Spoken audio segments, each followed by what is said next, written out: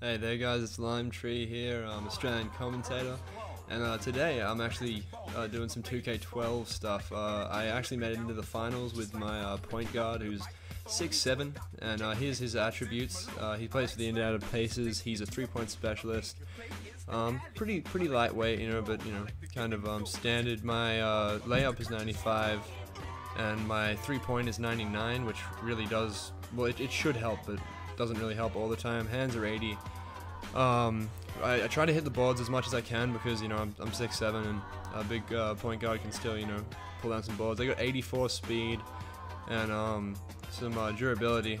Definitely is important because I haven't gotten injured throughout the whole season, at least so far. I'm about halfway through my second season right now, and I don't know. I won't really ruin the. But yeah, no, we're champions. Indiana Pacers are champions. And here's my my shooting and all the abilities and stuff. At the start of this season, I actually couldn't hit like a turnaround jump shot dead open, or a fadeaway or any of that. But I think I upgraded my fadeaway or the spin. I don't even remember which one it was. But yeah, guys. So we're versing the Denver Nuggets. I think I'm up in the series 3-2 as of now in this video. And just to clear up any like trades and stuff, we got Tim Duncan in at power forward, so he just posts right up on the smaller forwards, or well, actually the bigger forwards, but he's not going up directly against the center. We still have Jeff Foster in center. He does some alright work. We got Shane Battier, and the really ironic thing is we actually traded Danny Granger to the Nuggets, as you can see right there. Still, we're going up against J.R. Smith and Darren Collison.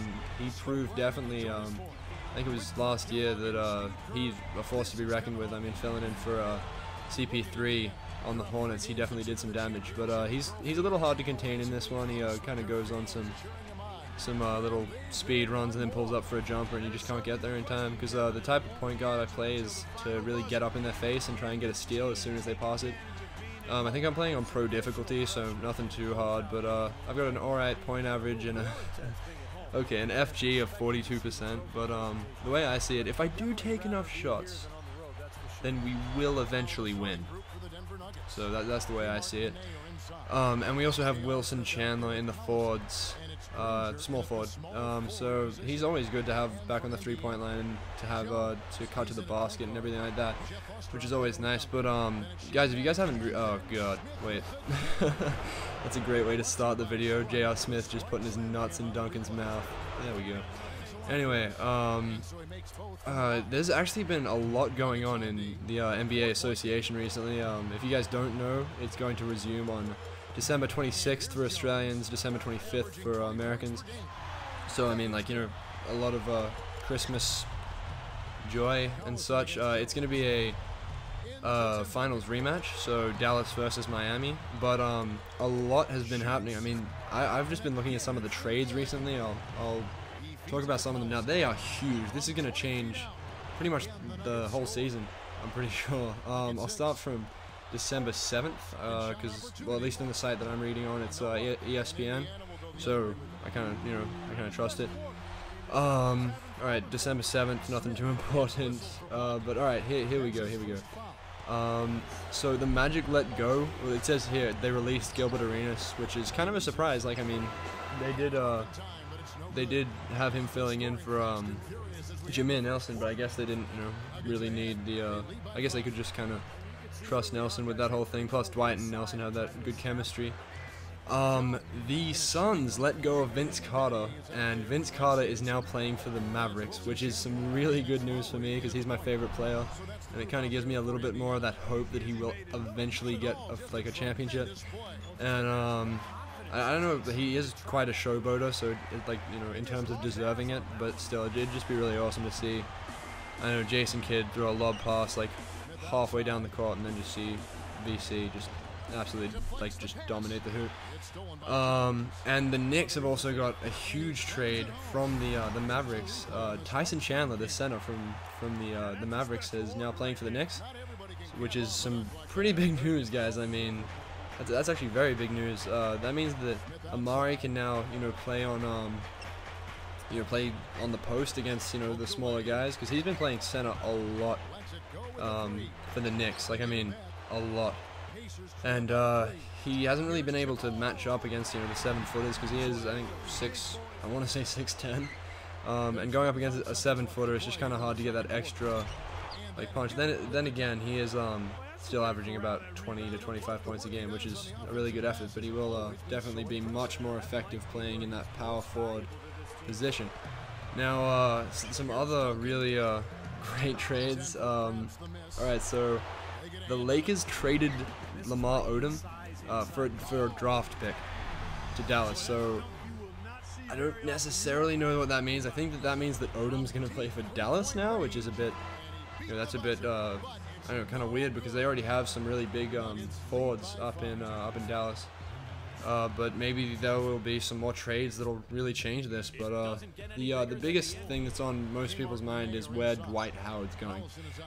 He's my favorite player, and I just said Vince Carter was my favorite player, but he is my favorite player because, you know, I play center, and there's Badia just dropping that 3. And as I said, yeah, it's always good to, once you fuck up a post move, because you're a point guard and you should not do post moves, it's always good to try and get that rebound. Then Collison just drops it on me, goes right past me. But a lot of people have been talking about how Dwight Howard might be going to the Lakers, or a lot of Lakers fans are saying that he will be going to the Lakers because they just want to believe it. But you know, I don't know. I hope he doesn't, because the Magic are really like an amazing team. I really like appreciate them in a way. And I don't honestly think that Dwight will like that change, because he's got, you know, Jameer Nelson, he's having fun down in Orlando. But if he goes to the Lakers, he'll definitely, as long as the Lakers don't trade Kobe to Orlando, which I doubt they will, because, like, I don't know, that would just disappoint a lot of Lakers fans. Then Kobe and Dwight would have a really good chemistry, because, you know, Kobe's been working with Shaq. And speaking of a you know, little man to big man connection, I mean, Wilson Chandler is not a small man, but like just chucking it under the hoop, and Duncan just finishes with a huge dunk. And yeah, no, so I'm hoping that Dwight stays in Orlando, but I'm not quite sure. I think that it'll kind of get the better of him, and he'll probably go for the championship if he does have the offer to go to the Lakers. But that's more of a franchise choice for Orlando. Either way, man, I'm really excited for this season. I mean, when it was in lockout, I was like, I don't even care about this season anymore, you know, like, even if it does start, I'm not going to care. But now these trades are just insane. I mean, the Clippers also acquired Caron Butler from the Mavericks, and I messed up there real bad. I got the steal off, and then this guy drops a 3-point play on us, which is just terrible, because I don't even know his name. And when he hits oh, I think it was a follow. I want to say a follow. And just watch this right here. Boom! Buzzer beater. It's always good to have a 99 3-point unless you're running down that field. You just feel like splashing one right in the face, which is always good, even though there wasn't a defender on me. But I still maintain that was an awesome 3-pointer. Anyway, so yeah, the Pacers 40, the Nuggets 35. I think the Nuggets make a comeback right around here, because Granger just starts kind of hitting threes and stuff. But I don't know, I'm really kind of back into the season now. I think there are only going to be around 42 games though, which is a real shame. And here we go, Gallinari. This is another person who's playing for the Knicks right now. I think the Knicks is going to be a real force to be reckoned with, because you got Gallinari in at I don't know, small forward or shooting guard, I want to say. Then you got Carmelo in at the forward, tried to do a step back 3, and then that just didn't work. Carmelo in at the forward. Now you got Amari in the forward and Tyson Chandler in the center, so it gives that, you know, that big inside presence that no one's going to get some easy layups in that you know, kind of that paint. And that's always kind of what has killed the Knicks. I've thought they've never had, you know, a really big man in the paint, so who can, like, you know, measure up to the bigger men in the league, such as Dwight Howard and stuff like that. But there's another way to use a big man in your team. If you play 2K12 and you've got you know, like, the option to post up is just like right on the D-pad, and then circle or B, depending on what system you play on. And you can basically just use them as a screen. And here's Collison again getting right past me, but Duncan cleans him up and mops the floor. Wilson Chandler's coming up and splash. He puts it right into the layup. You know, I was kind of disappointed that it was just a layup, but I don't really mind. I'm happy. But yeah, no, I think big things for this season, man.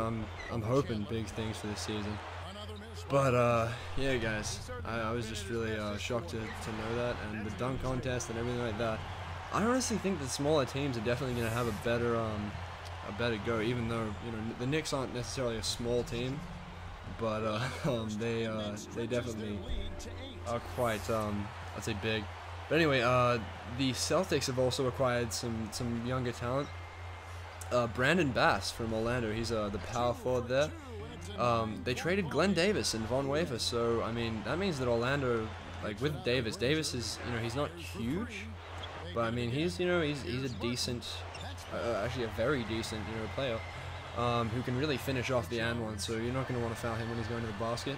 But I'm kind of excited to watch how Orlando plays out this year, because it could it could work out not that great.